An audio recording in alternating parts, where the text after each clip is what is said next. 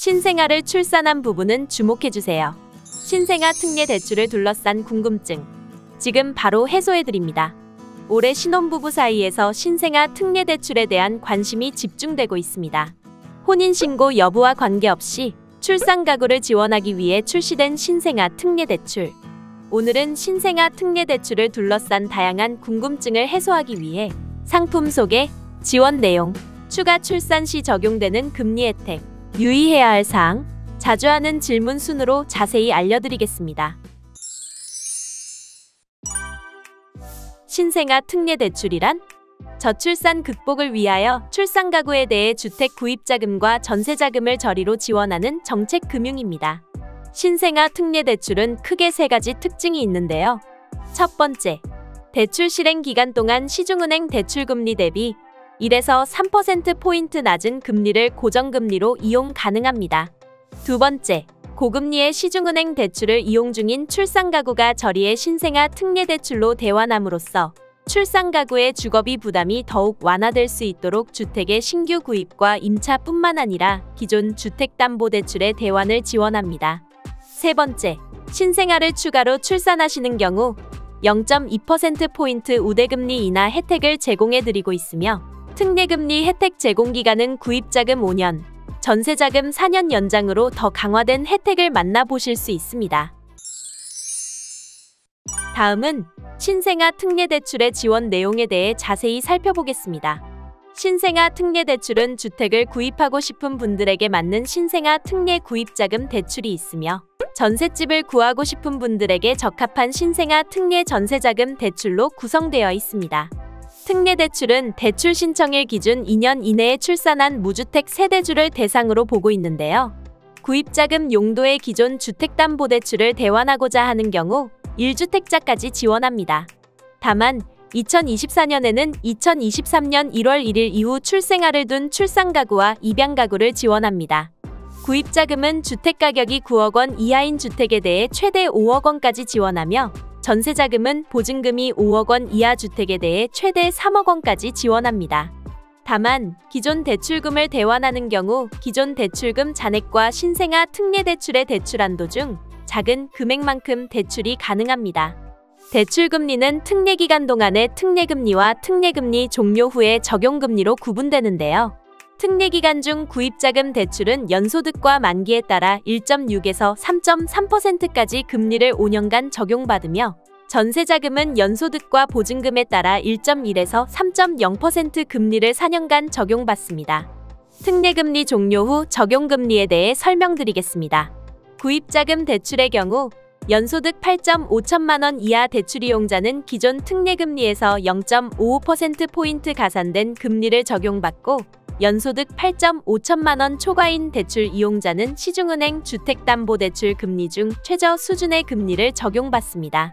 전세자금 대출의 경우 연소득 7.5천만 원 이하 대출 이용자는 0.4%포인트 가산된 금리를 적용받고 연소득 7.5천만 원 초과 대출 이용자는 시중은행 전세대출 금리 중 최저 수준 금리를 적용받습니다. 또한 청약저축 가입기간, 부동산 전자계약 활용, 추가 출산 여부에 따라 우대금리가 적용되어 금리가 더욱 낮아지는데요. 우대금리 중복 적용에도 불구하고 구입자금 대출 최저금리는 1.2%, 전세자금 대출 최저금리는 1.0%로 운영될 예정입니다. 구입자금의 특례기간은 5년, 전세자금의 특례기간은 4년 기본 제공하며 추가 출산 시 각각 5년과 4년 연장됩니다. 단, 최대 특례기간은 구입자금의 경우 15년, 전세자금의 경우 12년까지 적용 가능하니 참고해주세요. 다음으로 신생아 특례 대출에서 꼭 주목해야 할 추가 출산 금리 혜택에 대해 알아볼까요? 앞서 말씀드렸듯 추가 출산 시 특례기간이 연장될 뿐만 아니라 0.2%포인트 금리 인하 혜택도 제공해드리고 있다는 사실. 단, 대출 신청일 기준 출생 후 2년 초과 자녀는 0.1%포인트 금리 인하를 제공하고 있으니 꼭 유의해주세요. 하지만 이렇게 말로만 들어선 한 번에 이해하기 어려우실 텐데요. 세 가지 예시로 추가 출산 시 금리 혜택에 대해 알아보도록 하겠습니다. 첫 번째, 2023년 2월에 자녀를 출산하고 2024년 3월에 구입자금 대출 신청 후 2025년 1월에 추가 출산하는 경우입니다. 대출 신청일 기준 2년 이내 출생한 자녀가 1명이므로 추가 혜택은 없으나 2025년 1월 출생아에 대해 조건 변경 신청을 통해 우대금리 0.2%포인트 인하 및 특례기간 5년 연장 혜택을 받을 수 있습니다. 두 번째, 2022년 6월, 2023년 2월에 자녀를 출산하고 2024년 3월에 구입자금 대출을 신청하는 경우입니다.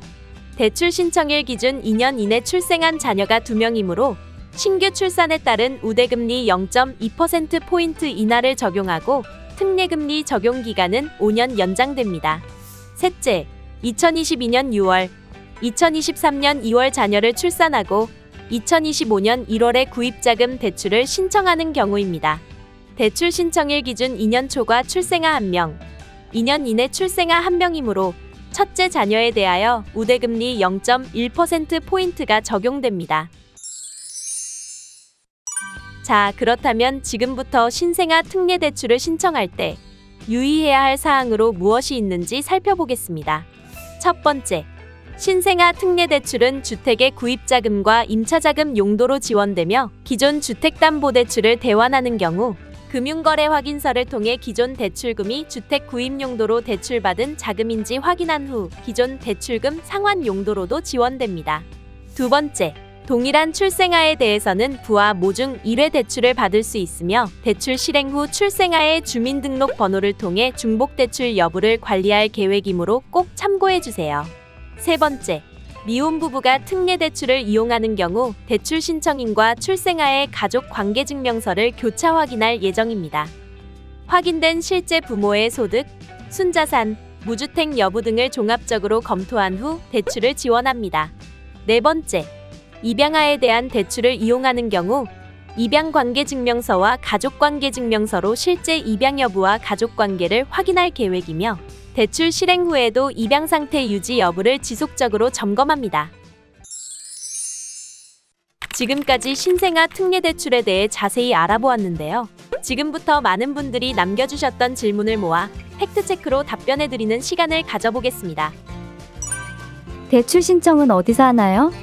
신규 대출의 경우 기금 대출 취급은행 5곳인 우리, 국민, 농협, 하나, 신한은행의 전국 지점에서 1월 29일부터 대면 신청이 가능하며 같은 날부터 기금이 든든 포털을 통해 비대면 신청이 가능합니다.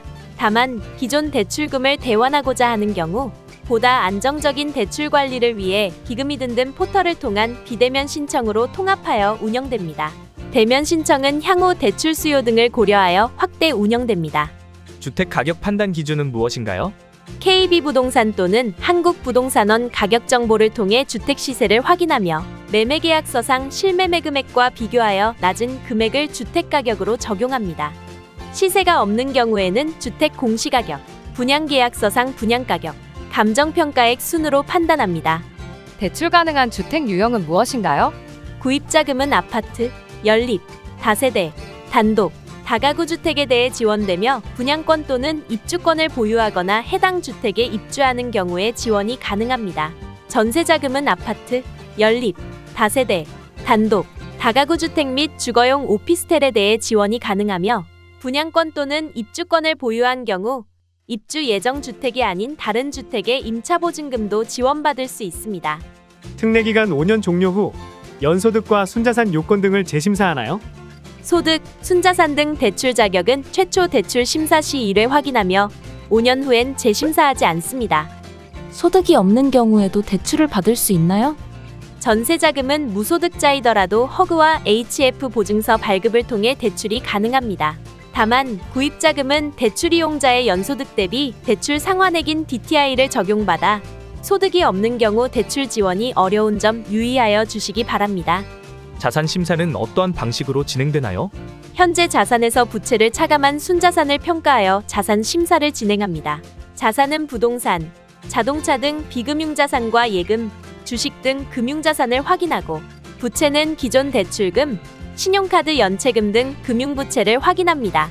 대출 이용자의 부담을 최소화하기 위해 주택도시보증공사에서 각종 공적정보를 활용하여 자동으로 심사하고 있습니다.